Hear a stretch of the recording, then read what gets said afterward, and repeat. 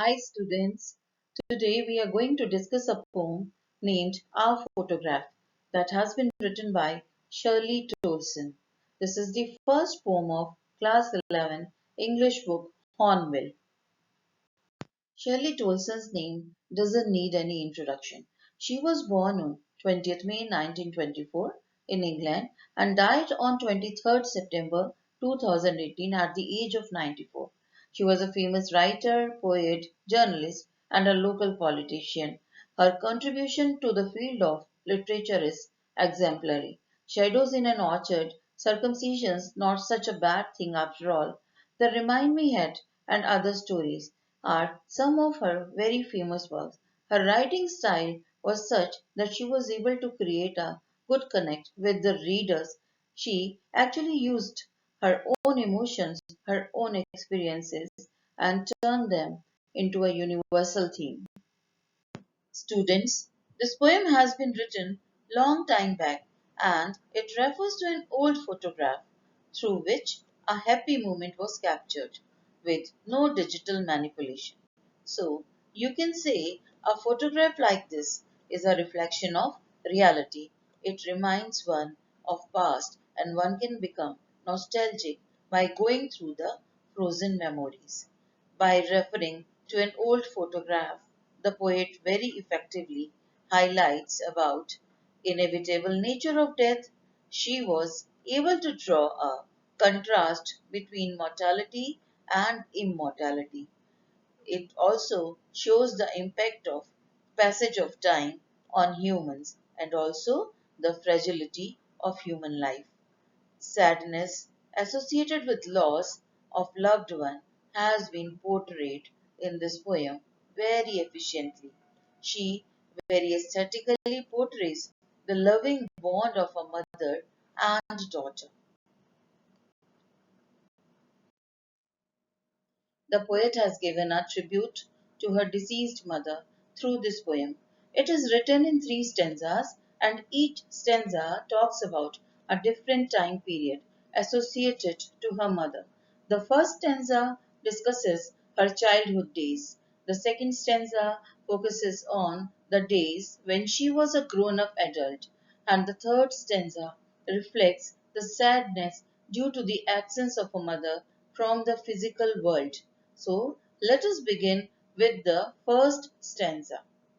The cardboard shows me how it was when the two girl cousins went paddling, each one holding one of my mother's hands, and she, the big girl, some 12 years or so.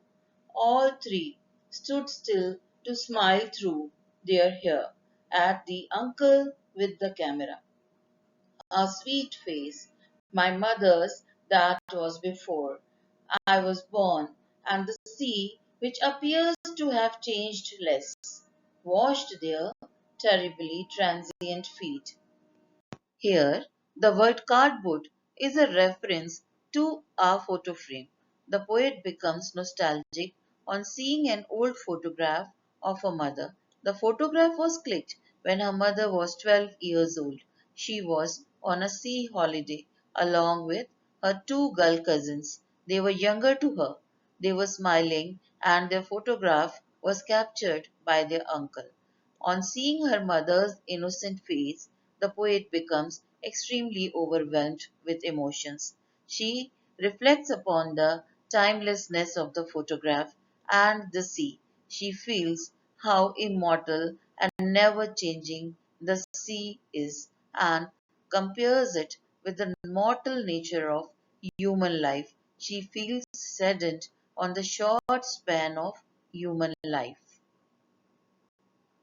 The poet has used many poetic devices in the first stanza, but they appear so effortless. In the first line, cardboard shows is an example of personification, as cardboard is a non living thing and the human like attribute has been given to it. In the fifth line, the consonant s has been repeated in the expression stood still. So we can say this is an example of alliteration. And then if we move further, the poet compares the fleeting nature of human life with the immortal sea. Here, the poetic device of contrast has been used. In the last line, transferred epithet and alliteration both have been used for the expression terribly transient feat. So, what is an epithet? Epithet means adjective. Here, the adjective transient has been used for the noun feet, but it is actually meant for human life. So the adjective transient is transferred from human life to feet. This is why it is an example of transferred epithet. If we talk about imagery, many examples of imagery can be experienced in the first stanza. So, vivid imagery has been used through the description of sea and the smiling faces of the girls. Students, do you know what is enjambment? When the poet doesn't want to obstruct the flow of thoughts, he or she won't put punctuation mark at the end of the sentence. So, if we go through the first two lines, we'll find that there is no punctuation mark at the end of the first sentence because the poet wants the emotion to continue. This is why this is an example of enjambment, and we can find many other examples of enjambment in the same stanza. 20, 30 years later, she would laugh at the snapshot. See, Betty and Jolly, she would say, and look how they dressed us for the beach. The sea holiday was her past, mine is her laughter, both wry with the labored ease of loss. Here, the poet talks about her mother's adulthood days. She must be around 35, 40. She and her mother used to spend time together. She recalls how she and her mother became nostalgic on seeing the same photograph. She was so full of mixed emotions. She was laughing on how they were attired for the sea holiday, and also she was feeling sad too that she cannot go in the past and enjoy those happy moments. Thinking about those precious moments she spent with her mother, the poet smiles and feels the pain at the same time that those were the things of past and she cannot relive them. Through the expression labored ease, the poet wants to convey that both she and her mother are experiencing loss. Mother is feeling sad on the loss of her childhood days, and she was sad as she lost her mother. It requires some effort to accept the loss, but with time we learn to cope with it. The terms labored and ease both are contrasting terms. The poetic device of oxymoron has been used over here. Now she has been dead nearly as many years as that girl lived, and of this circumstance there is nothing to say at all. It's silence, silences. That girl means the girl in the photograph, her mother in her childhood days.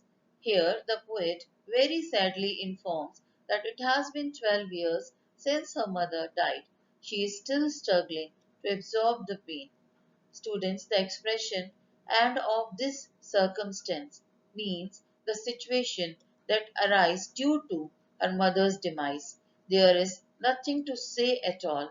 She has now become speechless as this is her personal loss and she knows that she has to cope with it, live with it alone.